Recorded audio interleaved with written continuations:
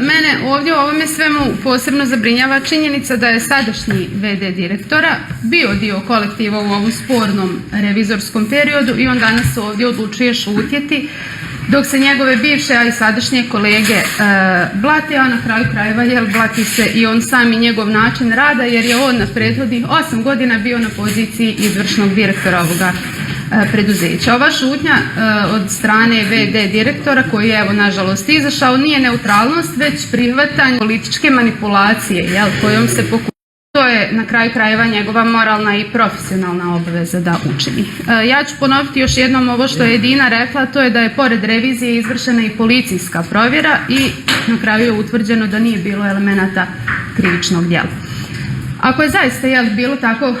kako se predstavlja, nije mi jasno kako sadašnji VD, koji je, ponavljam, i tada bio izvršni direktor, može biti ravnodušan na sve ove navode. Meni je samo žao što se preko ovoga preduzeća, nažalost, vode politički obračuni, a na kraju krajeva ispaštaju oni koji su najmanje krivi u ovome svemu, a to su obični radnici. I dodala bih samo još jednom da ovaj izvještaj trebaju razmatrati Skupština i nadzorni odbor preduzeća, a ne mi kao